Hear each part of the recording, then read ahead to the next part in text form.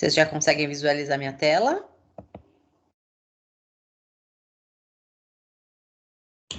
Não.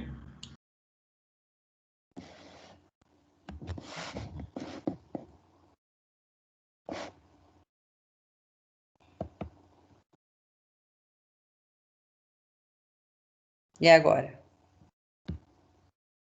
Sim. Agora sim. Ótimo.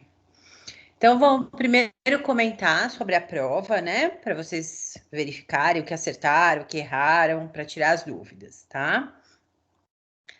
Então, a primeira questão. Paciente com 70 anos, sexo masculino, admitido no PS com dispneia ao repouso há 2 semanas, associado à fadiga grave. Astenia, que é a fraqueza, né, generalizada, distensão abdominal e edema de membros inferiores. Relata que à noite dorme com 4 almofadas e que às vezes acorda com falta de ar. A história revela antecedentes de angina e falta de ar ao esforço, de agravamento progressivo ao longo dos anos. Ao exame, as principais alterações detectadas foram cianose de extremidades, distensão de jugulares, uma saturação de 87%, uma frequência cardíaca de 110, uma ausculta pulmonar com estertores crepitantes em bases, e ainda a presença de hepatomegalia e edema moderado em membros inferiores, pressão de 115/80. De acordo com os sinais e sintomas apresentados acima, o provável diagnóstico desse paciente é porque vocês deveriam assinalar. Então, assim, quais os indícios disso? Né? Falta de ar, edema, a gente já sabe que tem um coração insuficiente aí. Então, o primeiro passo era vocês detectarem que é uma insuficiência cardíaca, tá? Quando a gente fala de sintomas respiratórios, estertor crepitante, tudo isso dá indício de que lado que está sendo afetado do meu coração, gente. Onde que está acontecendo essa situação?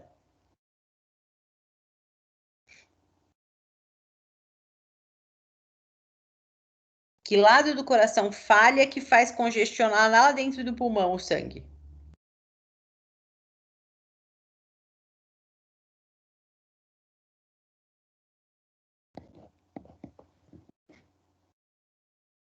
É direito, né? Direito. Não lembro. Vamos lembrar, ó. Quando o direito começa a falhar, o direito vai bombear sangue para dentro do pulmão. Aonde vai começar a parar o trânsito? Não é sempre para trás?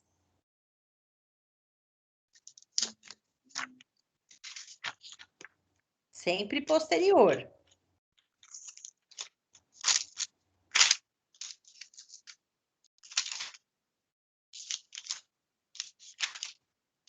Então, o direito vai dar que sintomas para mim?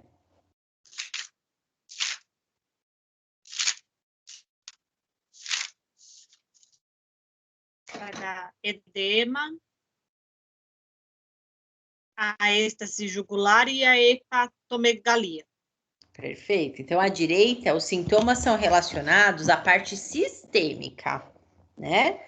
E quando eu falo de sintomas respiratórios, pulmonares, está muito mais ligado ao lado esquerdo, que vão trazer os sintomas pulmonares. Neste caso clínico, a gente tem os dois, não tem? Eu tenho tanto os sintomas respiratórios quanto os sintomas sistêmicos. Então, é uma insuficiência cardíaca à esquerda e à direita, né? Por quê? Porque ele apresenta a hepatomegalia e o edema, que indica congestão, né? E porque ele tem dispneia ao esforço, né? Então, do lado esquerdo, todos os sintomas que são relacionados à respiração são relacionados à insuficiência cardíaca à esquerda. Todos os sintomas que são relacionados à questão sistêmica, edema, hepatomegalia, estão relacionados com uma insuficiência cardíaca à direita, ok? Insuficiência cardíaca pode ser considerada, então, um problema de saúde pública. Tem alta prevalência, alta incidência, é frequentemente incapacitante, leva à morte, né? Então, o diagnóstico precoce e o tratamento, eles vão diminuir tanto a mortalidade quanto a morbidade. Em relação à fisiopatologia da ICC, analise as informações, né, e assinale a alternativa correta. Então, edema de membros inferiores, quando presente, sugere que é insuficiência venosa crônica associada. Não necessariamente, né? Não necessariamente eu tenho uma insuficiência venosa. Isso acontece por conta da insuficiência também cardíaca, né? 2. Classificação da progressão de ICC no estágio A, o paciente é indicado para o transplante? Não, esse é o último estágio, né? É o estágio D. Então, também é uma alternativa que não é correta.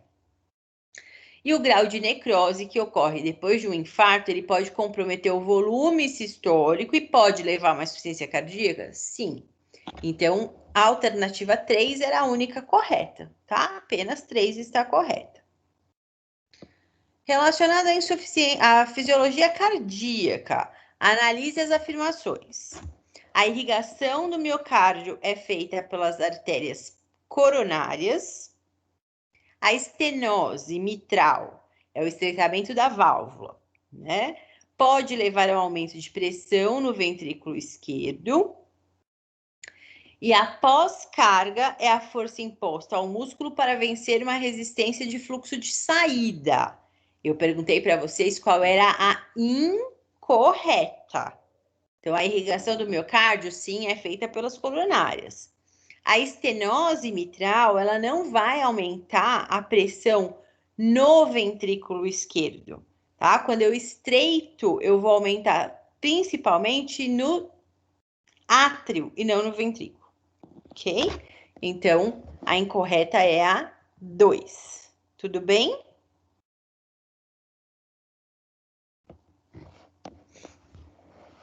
Assinale a alternativa correta sobre a doença em questão, que é a hipertensão arterial, que é definida, né? Uma hipertensão é definida quando eu tenho valores superiores a 140. Lembra que a gente até viu a tabelinha na aula? Né? Então, acima de 140 por 90 é classificado como hipertensão, tá bom? Em indivíduos que não fazem uso de medicação, tá? Então, é hipertenso se mantiver uma pressão continuamente acima ou igual 140 por 90. Tudo bem?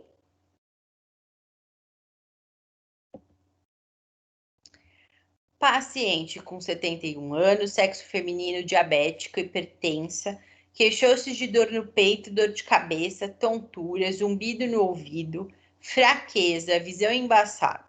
O médico que atendeu solicitou um mapa pressórico e o resultado da média das PAs em 24 horas foi de 150%. Então, isso conclui-se que a paciente apresenta qual estágio de hipertensão? Estágio 2, tá? Então, esse é o estágio que ela apresenta de hipertensão, ok?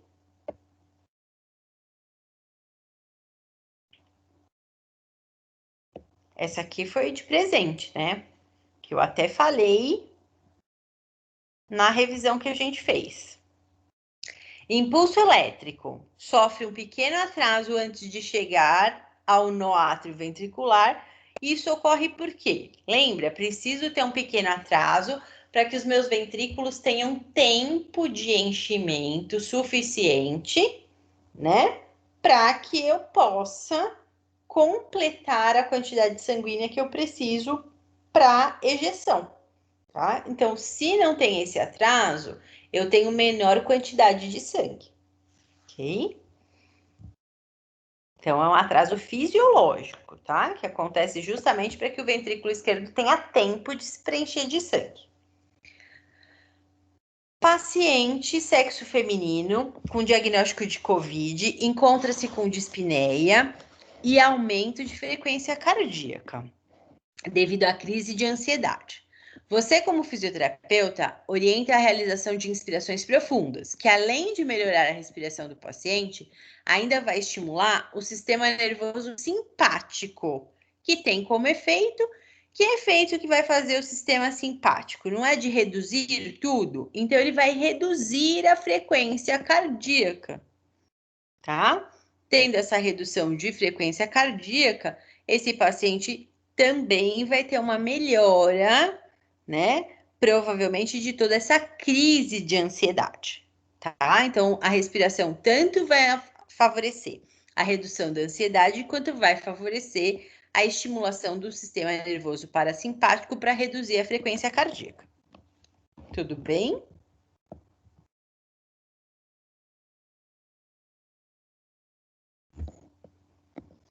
Considera-se dispneia paroxística noturna, que é a falta de ar na posição horizontal. Quando o paciente acorda durante a noite, por conta da falta de ar, e ele melhora imediatamente quando ele se senta à beira do leito. Tá? A principal causa dessa dispneia, o que é?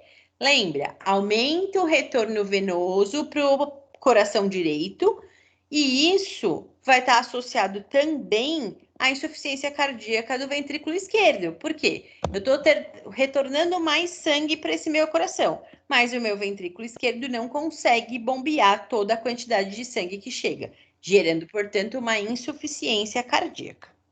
Tá bom?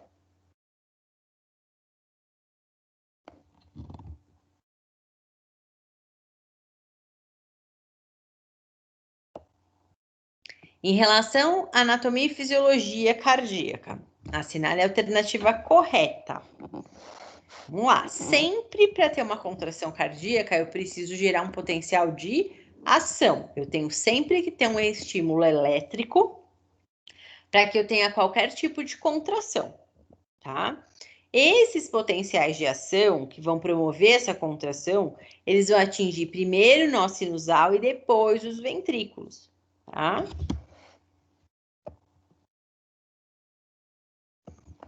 Paciente, 40 anos, diagnóstico de insuficiência mitral grave. Deu entrada no PS com quadro de insuficiência cardíaca congestiva descompensada, sendo necessária a intubação orotraqueal. Clinicamente, apresentava sopro cardíaco e estertores crepitantes difusos, hipotensão e cianose. Tal descompensação ocorre por conta do quê? É a mesma coisa, gente. Olha lá, os sintomas são sintomas respiratórios. Toda vez que eu tenho sintoma respiratório, quem que está prejudicado? Ventrículo esquerdo. Então, é a incapacidade de ejeção do ventrículo esquerdo, porque é ele que está prejudicado. Tudo bem, gente? Tudo, pro. Tudo, pro. Tava fácil a prova, né?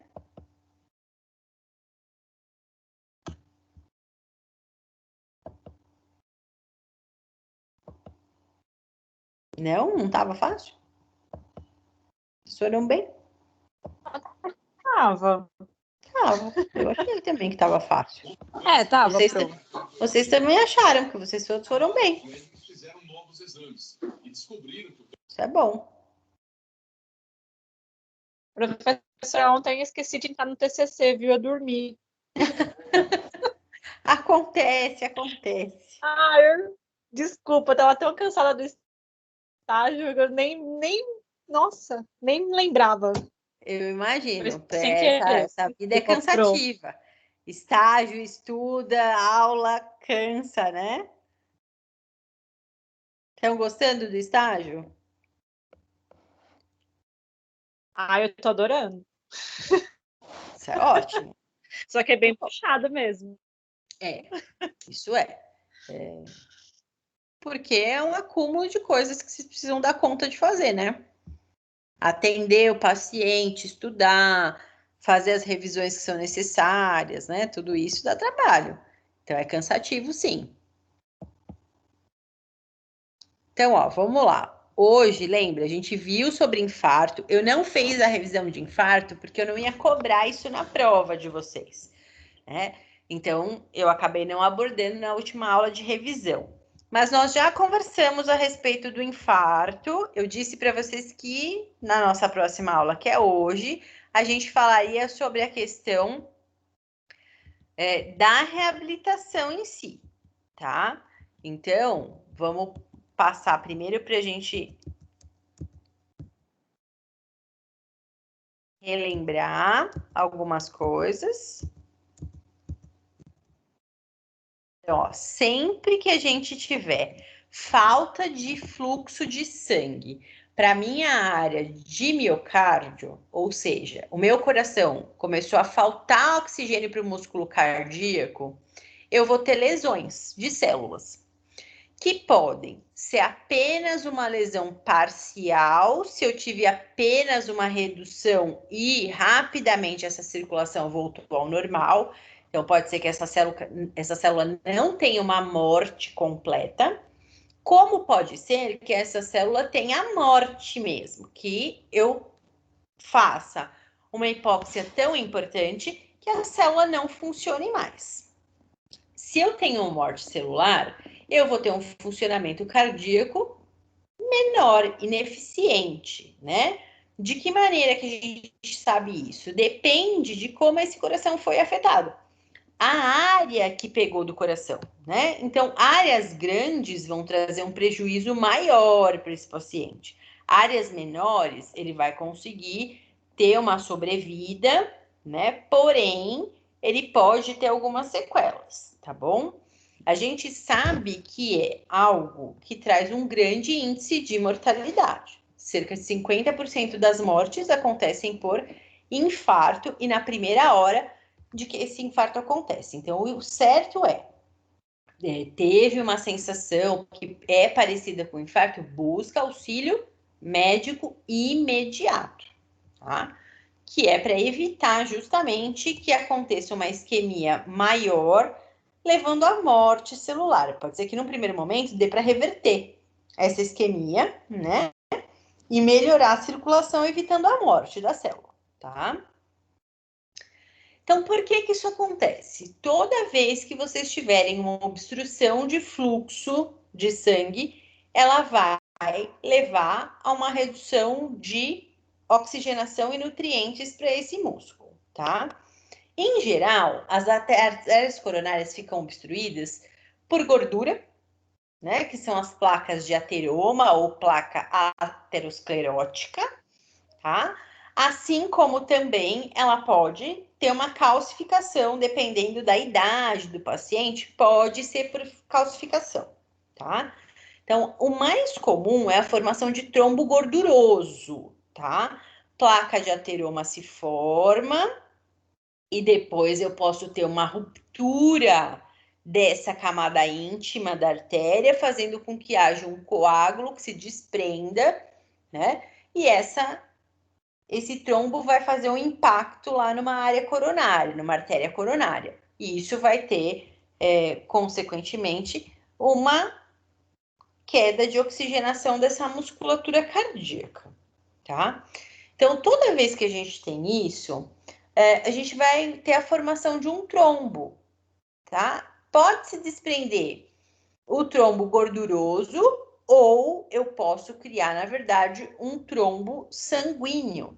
Por quê? Quando eu tenho um ferimento, células vão migrar para lá para tentar fechar esse ferimento, né? Fazendo ali um depósito de fibrina e tal, mas ele vai fazer uma coagulação. É como quando a gente corta na faca a pele.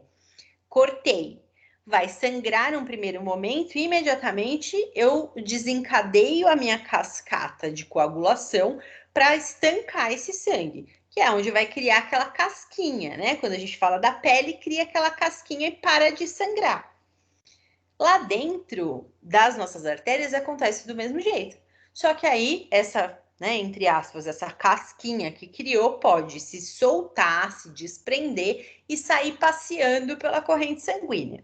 Quando ela sai passeando por essa corrente sanguínea, ela pode impactar lá numa área cardíaca, tá? Fatores de risco. Nós conversamos a respeito. Alguns a gente não pode mudar e outros a gente pode, né?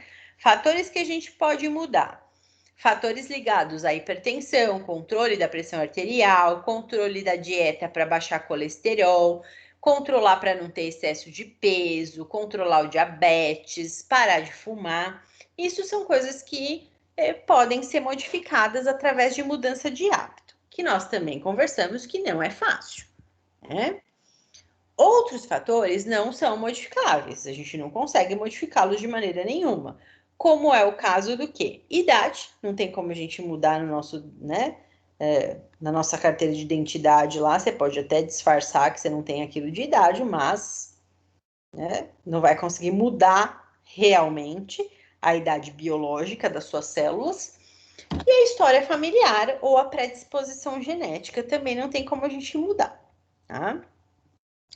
Então, os principais mecanismos de isquemia cardíaca é através da formação do trombo ou da vasoconstrição, da constrição da artéria coronária, tá bom? Então, isso é o principal. Sintomas. Sintoma típico é a dor no peito, tá? Uma dor intensa nessa região external. Porém, não é todo paciente que tem o sintoma típico, tá? A gente, em geral, tem a dor no peito associada com irradiação para membro superior, pode apresentar náusea, vômito, palidez, sudorese intensa, tá? A média de duração dessas dores é de aproximadamente 25 minutos ou mais. Então, isso é uma dor típica, né? Que acaba acontecendo durante o infarto, tá? Alguns não vão ter dor, é o infarto que nós chamamos de infarto silencioso. Esse é o mais perigoso, né?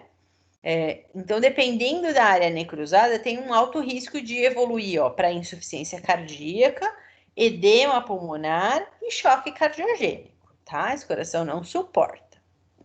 Quem são as pessoas que têm esses sintomas atípicos em geral? Idosos, mais as mulheres, aqueles que têm diabetes, aqueles que já têm insuficiência cardíaca prévia, tá? E aqueles que utilizam marca-passo. Esses têm mais propensão a sintomas atípicos, tá? E os fatores de risco, né? Obesidade, tabagismo, diabetes. Os homens têm mais, tá? Nas mulheres, quando usam contraceptivo, né, por mais de 40 anos, isso também, que tem as mulheres com mais de 40 anos e que ainda usam anticoncepcional oral, tem um aumento de risco, tá? Que às vezes não dá para, né? A pessoa não quer ficar gestante, vai tomar, então tem que tomar outros cuidados com prevenção, tá? Como que é feito o diagnóstico? Basicamente por 3 critérios, né? Clínico, eletrocardiograma e bioquímica, tá? O exame físico, muitas vezes a pressão vai estar normal. Na ausculta cardíaca, pode ou não ter a presença de terceira e quarta bulhas, tá? De alteração de ausculta cardíaca. Alguns, desculpa, gente. Alguns pacientes não terão, tá? Tem uma ausculta cardíaca normal. Nós temos uma classificação que é chamada de classificação de Killip, tá? Onde eu tenho aqui, ó, isso tá ligado principalmente à mortalidade. Dependendo do Killip que ele apresenta, ele tem mais propensão à mortalidade ou não, tá? Então, Killip 1 não tem dispneia, não tem terceira bulha e nem estertora, né? Não tem edema de pulmão, então ainda não tem estertor pulmonar. A mortalidade de cerca de 6%. Existe uma mortalidade também, né? Não é porque ele não tem nada disso que ele não vai poder entrar para a estatística de mortalidade, tá? Mas é uma das coisas que acontece. 2. Tem dispneia, tem terceira bulha, tem a estenose jugular elevada, né? Começa essa pressão venosa a aumentar e tem estertoração pulmonar. Mortalidade chega a 17%. Quando tem um edema mais importante de pulmão, posso chegar a 38%, que é no Killip 3. e quando o coração tem realmente um choque cardiogênico, tem uma dificuldade muito importante de bombeamento sanguíneo com hipotensão arterial, tá? E vasoconstrição periférica que a gente verifica pela cianose, a mortalidade chega a 81%, tá? Então, é uma mortalidade bastante alta, ok? Aqui, ó, só para vocês entenderem um pouquinho o que vocês vão visualizar muitas vezes na prática de vocês, tá? Isso aqui é um eletrocardiograma normal, tá? De um coração íntegro, que não tem nenhum problema. Aqui, quando a gente tem um infarto recente, a gente pode ter, ó, a elevação dessa curva aqui, ó, ST, tá? Ou a gente pode ter a inversão da onda T. Tá vendo que normalmente a onda T tá para cima, ó. Quando essa onda T se inverte, ela vai para baixo, isso me indica, né, que eu tive um infarto. E quando, ó, aqui são infartos mais... Caramba, eu quero tirar essa barra e não...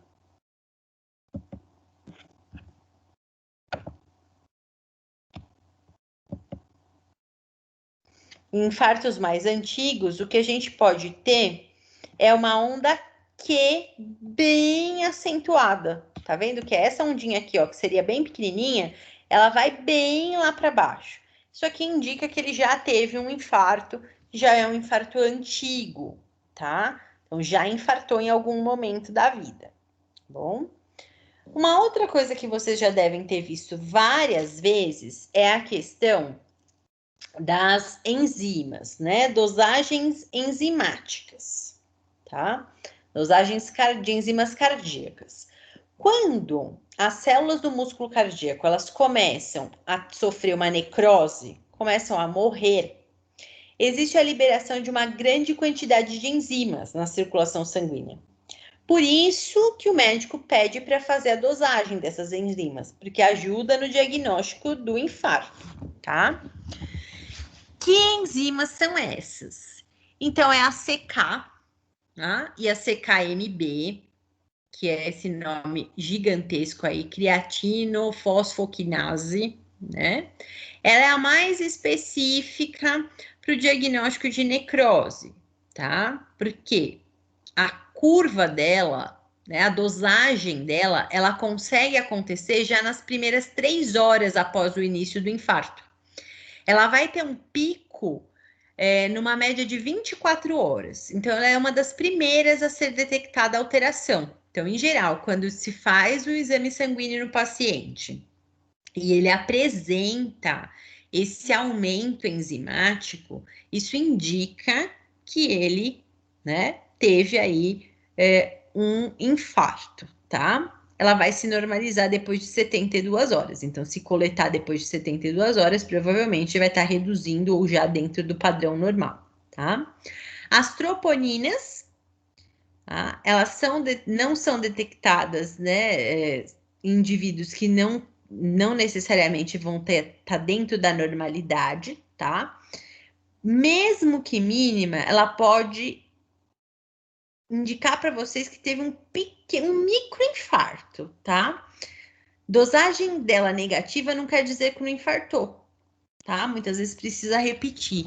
Ela não é tão detectável logo no início, tá? Ela vai começar a se elevar a partir de 4 horas de um infarto e ela persiste por mais tempo, tá? Até 14 dias ela fica alterada.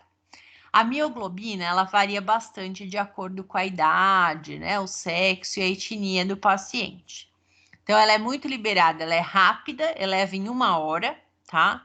Mas ela também normaliza muito rápido, em até 12 horas ela já está normalizada, tá bom? A angiografia coronária, que lembra que nós vimos aquele vídeo para ver a colocação do stent, né?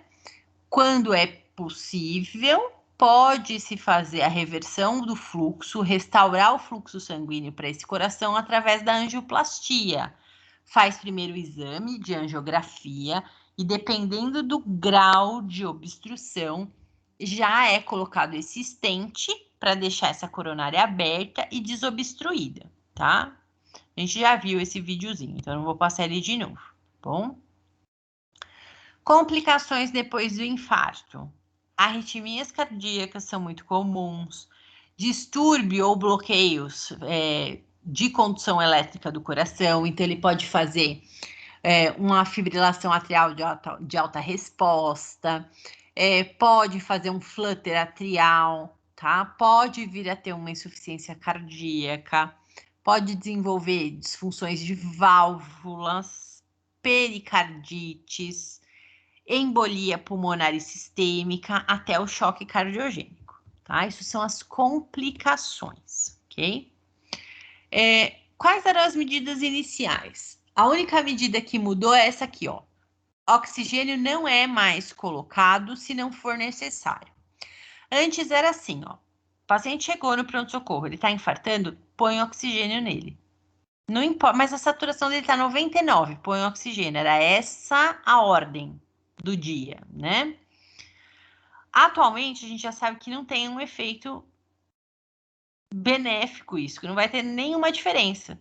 Então, quando eu oferto oxigênio quando o paciente precisar, tá bem? Do mesmo jeito que qualquer outro paciente. Se tiver a menos que 90% de saturação, coloca O2. Se tiver de 90 para cima, não coloca, tá? Então, sempre vai ser verificado frequência, pressão, vai fazer o exame físico, tem que ter um acesso venoso para rapidamente medicar esse paciente, vai monitorar o ritmo cardíaco e a saturação. Muitas vezes eles administram os analgésicos via oral, tá? Fazem um eletrocardiograma e, como a dor é muito intensa, geralmente, coloca-se morfina para reduzir dor, tá? Então, antes, por que era feito? Todo mundo tinha que ter oferta de O2, porque eles achavam assim, se eu oferto oxigênio, eu vou reduzir e vou melhorar a oxigenação cardíaca. Não. Se a captação de oxigênio está normal, não é colocar a mais que vai favorecer, tá? Na verdade, esse músculo cardíaco não está oxigenando por uma obstrução. Não adianta ficar aumentando o oxigênio para mandar para ele, a não ser que precise, tá? A aspirina ajuda a evitar trombos, né? E a nitroglicerina reduz a carga de trabalho, melhora o fluxo também das artérias, tá bom? Algumas vezes eram precisados utilizar tromboembolíticos, isso continua, tá? Para evitar que o trombo migre para outros locais, tá? Beta-bloqueador, para diminuir a carga de trabalho do coração. Inibidores da enzima de conversão de angiotensina para controlar a pressão arterial, anticoagulantes também para evitar a formação de trombos, assim como os antiagregantes plaquetários e medicações para dor, para ansiedade, para arritmia, se tiver, tá bom? Então, a ideia sempre é melhorar a circulação sanguínea, tá? A angioplastia ou a cirurgia cardíaca para fazer uma ponte de safena, por exemplo, ela não vai substituir a artéria coronária obstruída. Ela simplesmente, né, essa ponte de safena vai ligar às áreas saudáveis dessa artéria, tá? Não é preciso tirar. Isso a gente viu no videozinho, né? Aqui, ó.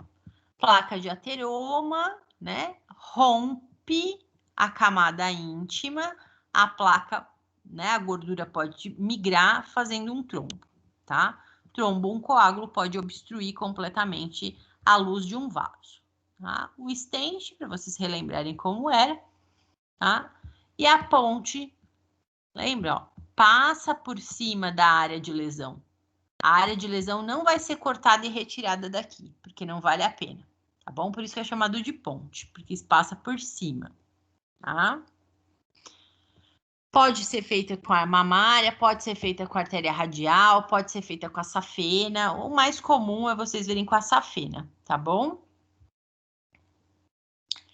E aí sim, a reabilitação pós-infarto, tá?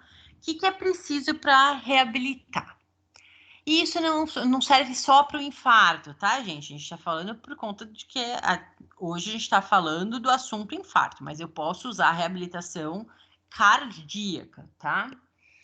Essa reabilitação, ela tem como objetivo trazer esse indivíduo para uma atividade o mais normal possível, tá? Então, trazer essa pessoa para uma condição fisiológica de normalidade, tá? Vai acontecer o quê? Principalmente, pode ser feita a reabilitação cardíaca também antes de acontecer o infarto, como prevenção. Ah, já é hipertenso. Por que não faz uma reabilitação cardíaca, já não deixa isso melhor, esse músculo melhor para evitar que esse infarto aconteça, tá? Também é possível. Isso vai reduzir muito a mortalidade, tá? E aumentar a qualidade de vida do indivíduo. A reabilitação cardíaca, ela é dividida em 3 fases, tá? Principais. Fase 1, que é a fase mais aguda, que está compreendido quando? Em um período principalmente hospitalar. Assim que o indivíduo tem os sintomas, o evento cardíaco que nós chamamos, até o momento da sua alta hospitalar, é considerado fase 1 de reabilitação. Então, é aquilo que a gente vai aplicar principalmente dentro do hospital, tá? Na fase 2, é aquele período depois que ele teve a alta hospitalar até 3 meses depois do infarto, tá? Acima de 3 meses de infarto, é considerado uma fase 3, que é uma fase de manutenção, tá bom? Esses períodos podem variar um pouquinho de acordo com a situação clínica do paciente, né? Mas não é uma variação tão grande, tá? Na fase 1, a gente preconiza o quê? Não é para ficar com o paciente apenas deitado lá de boa na lagoa, né? Ele precisa já iniciar exercícios, mobilização o mais precoce possível. Claro que exercícios de baixa intensidade. Nós estamos falando de um indivíduo que acabou de ter um infarto. Não é para colocar ele para pular corda, para correr na esteira 55 minutos. Não. A gente vai fazer no máximo 20 minutinhos, 2 vezes por dia, tá? Num primeiro momento, tá? Mais ou menos nos 2 a 3 primeiros dias de UTI. Vai sentar no leito, vai movimentar um pouco as pernas, vai sentar numa poltrona, vai ficar em pé com auxílio, pode fazer alguns exercícios passivamente no leito, alongamento muscular, mobilização. Já é para que esse paciente consiga se alimentar sem nenhum auxílio, para ele conseguir evacuar indo até o banheiro, né? Muitas vezes. E banho no leito só se for necessário, tá bom? Nível 2, quando ele já está entre mais ou menos o 4º, 5º dia de internação, tá? Já pode fazer movimentação mais ativa, já pode ficar mais tempo sentado na poltrona, pode fazer deambulação assistida e pode utilizar, né, o banheiro, desde que alguém sempre esteja em alerta por perto, tá, gente? Porque nenhum paciente cardíaco a gente pode colocar lá para fazer uma atividade e não ir mais olhar para ele, né? Saber o que está acontecendo, tá bom? Nível 3, de 4 a 8 dias de internação. Já podemos caminhar no corredor, chegando até 100 metros, 2 vezes por dia. Pode descer um lance de escada, e vai utilizar, por exemplo, dentro das atividades de vida diária, o banheiro ele consegue utilizar sem nenhum auxílio, tá? Durante as atividades da fase 1, a gente tem que estar sempre muito atento, gente. Ai, olha, eu tô sentindo falta de ar, tô sentindo dor. É para parar imediatamente, tá? A gente recomenda, inclusive, que a frequência cardíaca nessa fase não suba mais do que 20 batimentos, em relação ao que ele estava de repouso, tá? Da mesma forma a pressão, tá? Então, precisa controlar os sinais vitais, Ok? Na fase 2, onde já são permitidos exercícios um pouquinho mais intensos, tá? De acordo com a capacidade de cada indivíduo, tá? O consumo de oxigênio, que a gente usa para consumo de oxigênio também, é esse índice aqui que é chamado de METS, tá? Que é um índice que vai verificar o gasto de energia mesmo, tá?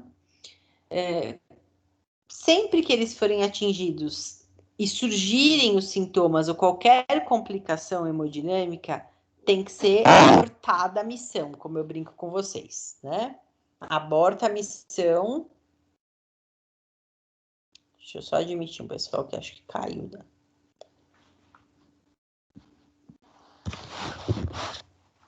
E a gente vai sempre controlar a frequência cardíaca máxima aí desse paciente, tá?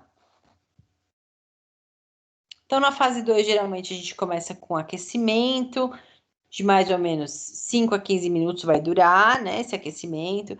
Alongar a musculatura da coluna, fazer uma caminhadinha de 3 a 5 minutos, fazer exercício respiratório, né? A parte de condicionamento. Lembra que fase 2 ele não tá mais hospitalizado, já é uma fase ambulatorial, tá? De 20 a 30 minutos de exercícios aeróbicos, que eu posso propor com ou sem peso.